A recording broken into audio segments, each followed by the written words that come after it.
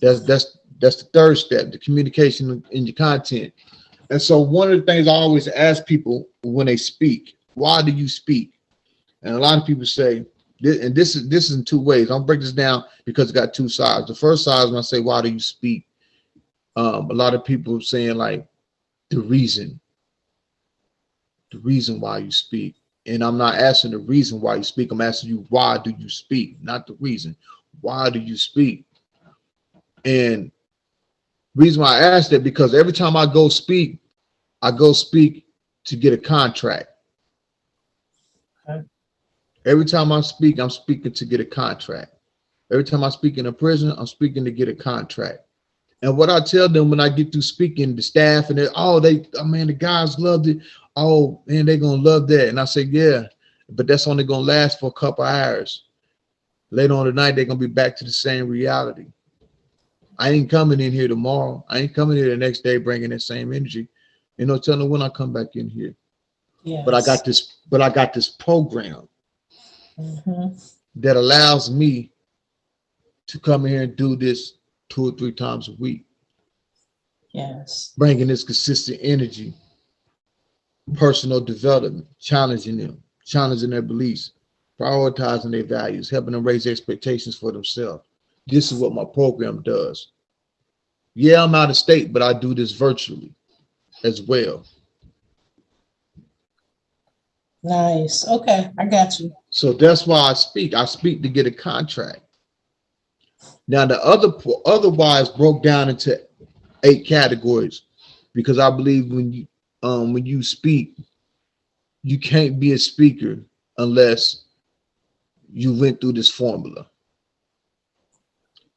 I mean, you can, but you can't be a motivator and things if you can't answer these formulas. And this is the why formula. And it goes like this. Why stands for this. The first one is who or what hurt you. Mm-hmm. The next one is who or what hindered you. Nice. The next one is who or what helped you. Mm-hmm. And then the final one is who or what healed you. Okay. And so when you use this formula, and you go in there and you speaking and you talking about your program, you're gonna express these things. What and it has to, in a sense, and it fits in with your program, because people want to look at they're looking for experts. And if you know who or what hurt you, and you know who and what hindered you, and you know who and what helped you, and you know who and what healed you, that means you went through the whole phases. You went through the hurt phase, you went through the hinder phase, you went through the help phase, and you went through the heal phase. You went through something. Yes. And you coincide that with your reentry program and how that plays a role in your reentry program. And this is your why. And so when you're doing your communicating and when you're saying you're building your speeches and stuff together to go in here and speak about your reentry program, you want to use what I call the sow and reap factor. And what sow is, the essence sow, and this is when it comes to building the speech for communicating or developing a speech when you go in there to communicate. The sow is stockpile. A stockpile is basically a stockpile of either quotes, percentages, stories, questions. These are in your stockpiles, and you're using these stockpiles for like the introductions or the ending of your speech. So like when I go in, I talk about on the inside the Reentry Academy, and it's important. I go in, the first thing I go in there is with the most known statistics in recidivism history is 75%, and I go every 3 out of 4 people within 5 years after their release will return and get rearrested. 3 out of 4. It's ain't no if or but about it. And then I break down the story of I go from a statistic to a story. I break down the story. I show a picture of me and three of my homeboys in federal prison. There's four of us, and I break down the story of how each and every one of us got out around the same time, and I'm the only one that is still out, that didn't go back, and it's been almost 5 years. So now I paint this picture through a story of how real recidivism is. This is not a just this is just not a statistic to be saying out there. Now this is really what recidivism is, and here's a prime example. Nice. And that comes from my stockpile, because I got these percentages, I got these stories, and so I throw them at the beginning of my speech. Now I got their attention. Now I come in and start breaking down my reentry program. Nice. And so that's the old part of the soul, is organization, organizing your speech.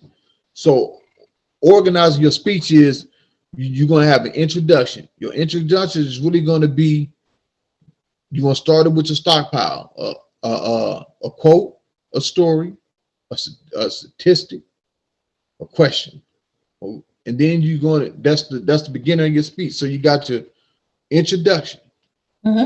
So your introduction, at the end of your introduction, you should be in your last couple sentences of your introduction and giving your spiel after your story, and the importance of your reentry program should be breaking down into 3 or 4 topics. So when I'm breaking mine down about what my reentry program about, and I'm saying, and how I'm going to do this is, I'm going to help them, 1, assess their self-awareness, 2, challenge their beliefs, 3, prioritize their value, 4, and raise expectations for themselves. That's the end of my introduction. So now I'm going to go into the body. The body's going to be them 4 things that I named, and I'm going to talk about each one of them. I'm going to talk about assessing your awareness. Then I'm going to talk about challenging your beliefs. I'm going to talk about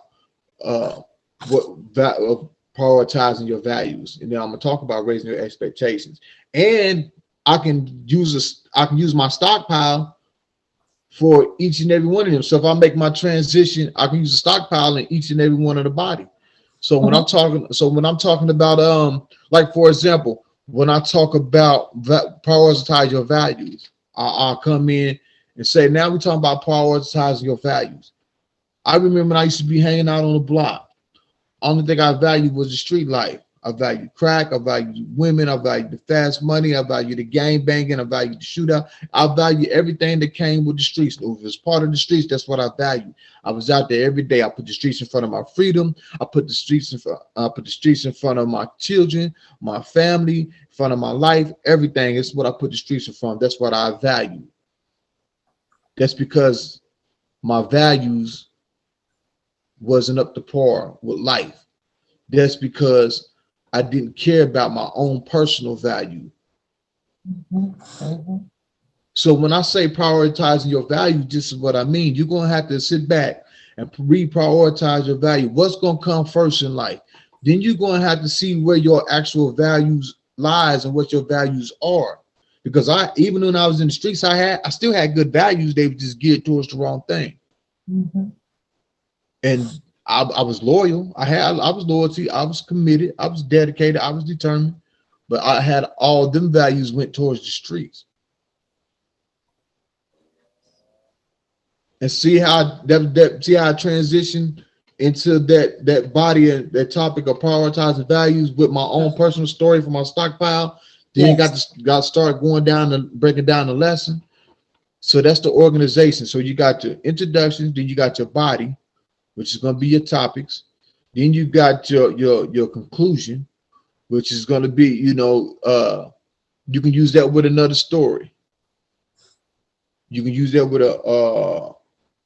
just going over what your body was, and then you're going to start wrapping it up. So a lot of times in my conclusion, I use another story because it leads into what we call your end state.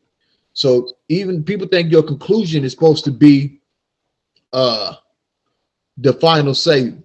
in your speech, but it's not. This is the wrap up. Your final say is what we call an end state. So you got your introduction, then you got your body, then you got your conclusion, then you got your end state. Your end state is simply this. If somebody walked in on the last 2 minutes of your speech, you want to give an end state so powerful that they wish they would have seen the whole speech. And the end state usually want to match up with your introduction. So sometimes I come in with an introduction to break the ice. When I speak in prisons, I come in with an introduction with a story of the potato guard. I call it the potato guard. And so I come in and I give the statistics, and then I come in with potato guard before I even get down. I can come in with the potato garden and tell the story of the potato garden. So I come in and say, you know, man, they say 3 out of 4 people that get out of prison within 5 years, they return. And a lot of that happens because we don't work on ourselves on the inside. Mm-hmm. There's a story about this old man. He had a potato garden, and he really wanted to get out there and spade the garden so he could be able to plant his potatoes because, you know, his wife loved when he planted the potato garden, and, you know, that's something that he do every year. But he done got old. He can't get out there digging in the ground and stuff like that. And the only son that he got is incarcerated. But he knew if the son was free, he would help him. But he just didn't have no money to get him out. So he sit back, he wrote him a letter. He said, dear son, you know, it's time to plant that potato garden again. Pop's getting too old to be getting out there digging around. I wish I could do it because I know how much your mom loved it, but I just can't do it. I know if you was here, you'd do it for me. He sent the letter off. Couple of days, son get the letter. He reads the letter. He responds. He said, dear dad, don't go out there digging in that backyard in that potato garden. That's why he hid the guns and drugs. And he wrote guns and drugs real big in the letter. So Pop get the letter, he reads it. The next day, the FBI, the local police department, sheriff department, every law enforcement agent in the area, they come rushing to Pop's house, kick in his house, search his house, dig up the backyard and everything. They don't find no guns, no drugs. Pops don't know what's going on. Pop sit back, he write his son a letter explaining what's going on. Son gets the letter, he reads it, he sends his Pops another letter. Pops get the letter from the son, he opened up, he says, Pops, that's the best I can do from in here. Oh my God. You know, and so I always sometimes I start off with that story to say that no matter what situation you're in, when you apply yourself, you can make something happen. And so when I end my conclusion with my own personal story of going in and out of prison. And then my end state would be, don't let the limitations of your background reduce the height of your potential. So if you walked in the room and you heard my conclusion and my end state, which would be my story, or you walked in the room, you heard me telling the story I'm telling my story, but I'm saying it as somebody I know, and then then you walk in and all you hear, and he's standing in front of you today. After going through all that, giving you his story, his journey, and everything. Don't let the limitations of your background reduce the height of your potential. Outgrow what you were born into. You would be like, man, I want to hear that. What was he talking about? Mm-hmm. So that's what the end state is for. That's the part of the organizer. So your organization is your introduction, then your body, your conclusion, and then your end state. Nice. And that's the organization of the soul part. That's the O of the soul. And so the W is work your speech. So you can be prepared when they get you in there. If you don't work your speech, you won't be prepared. It's good to have a speech, but you want to have a specific speech that's geared towards when you go in there giving your spiel about your reentry program. Mm-hmm. And so you want to build that speech out. That's why I'm teaching you the organization, the stockpile and everything. So when you go to build them things out, now all you got to do is work it. Work it.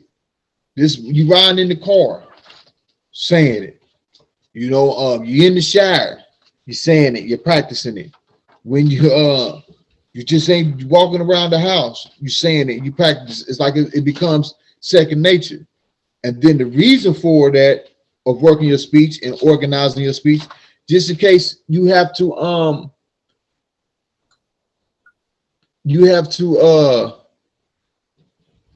cut time back. Let's say, oh, they told you 30 minutes, built this speech for 30 minutes, but you know how it's organized. But you get there to say, well, we only got number 10 minutes. So now you got to know now you got to already organize in your head and everything. So you know what section you can take out, what you need to cut short. So you ain't got to panic. You got a 30-minute speech. Say, oh man, I'm going to take the second body out, or I'm just going to cut the bodies in half. Or if they say, oh, you got 5 minutes, okay, I'm gonna give you an introduction.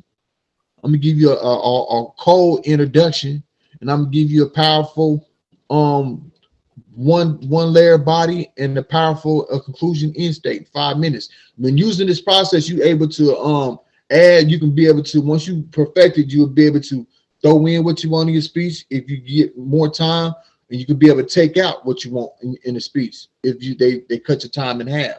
Okay. And so that's the soul part. The S is for stockpile. You know what I'm saying? That's like being a student of whatever it is that you're putting out there. That's your quotes. That's your statistics. That's your own life stories. The O is for organized. You in your speech you're saying what you are there to fix.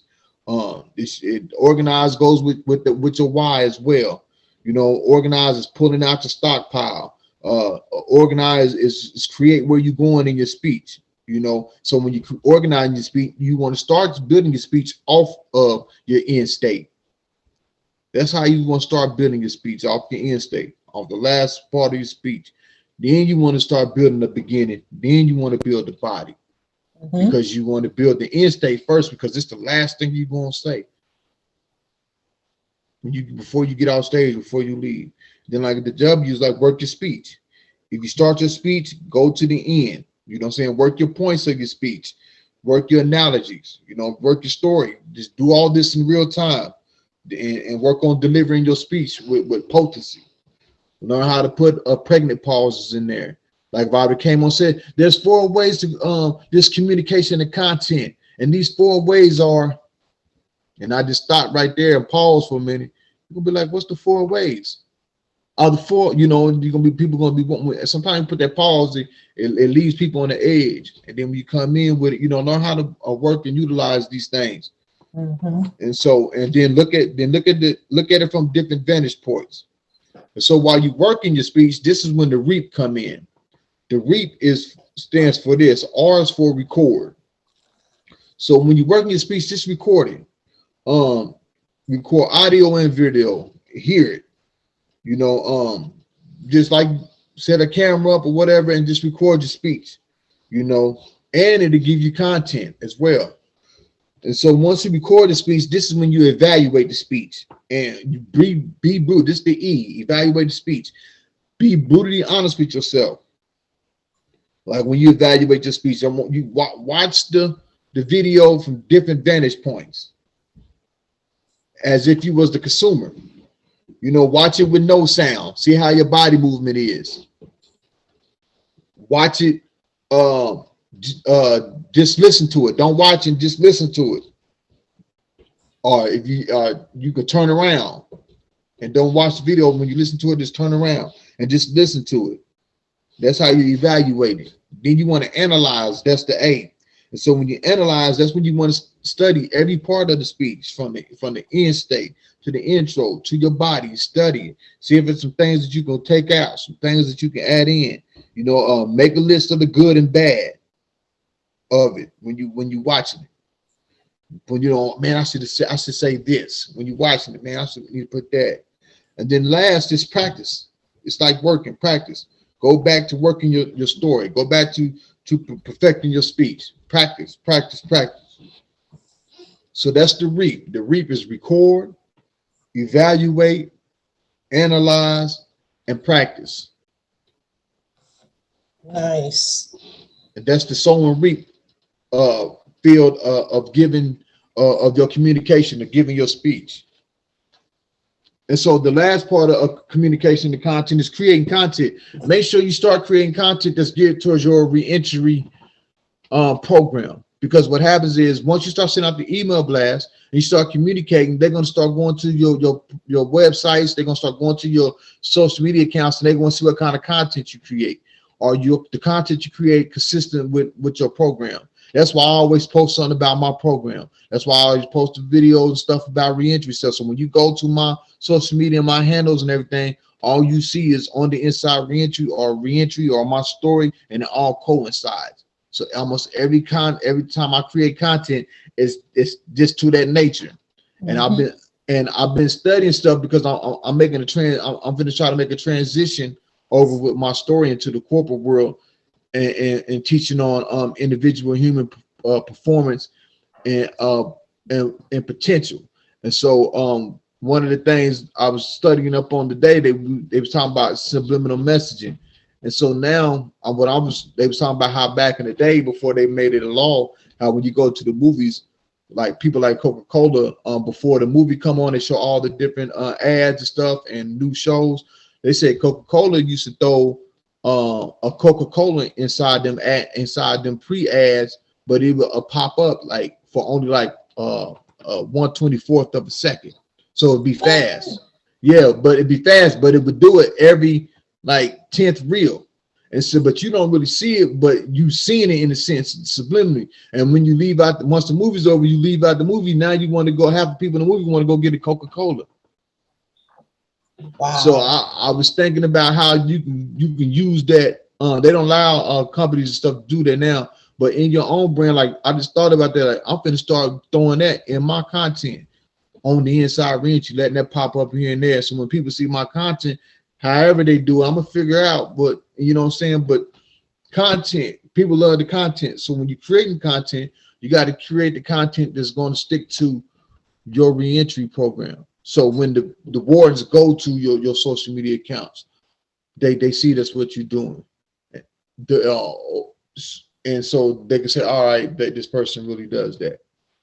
And the more the content that you create, the more doors are going to open. Some of the open doors I got this from somebody saying, hey man, I seen your video, I seen your content talking about this and reentry. And I seen on it that says something about On the Inside Reentry Academy, and you was talking about how to prepare yourself on the inside. I'm like, yeah. And so they want to know more. And so I just send them over the package and spiel. Yeah, check out this on my digital workbook that I have for On the Inside Personal Development. This is a reentry guide. I'm trying to get it in all prisons. I want them, when people come through the door, I want this to be part of orientation. It's a workbook that helps them discover their attitude, their anger management, and stuff like that, and see where they're at. And I also got a program that I got that goes along with that. And that's what that content is about. And so that's why you always got to create content, because that's also your form of communication. Mm-hmm. That's also your form of communication. So create content that is geared towards what your reentry is about, what your reentry journey, what your reentry program is about. So the four things of communication is content is the 2 parts of why. Why do you speak? And then also why, what who or what hurt you, who or what hindered you, who or what helped you, who or what healed you. Yes. Then you got your soul and you got your reap when it comes to putting together your speech. Stockpile, organization, work, record, evaluate, analyze, practice. And then create every content that you create. 98% of it should be going about what you do in the reentry field and your reentry program. Okay.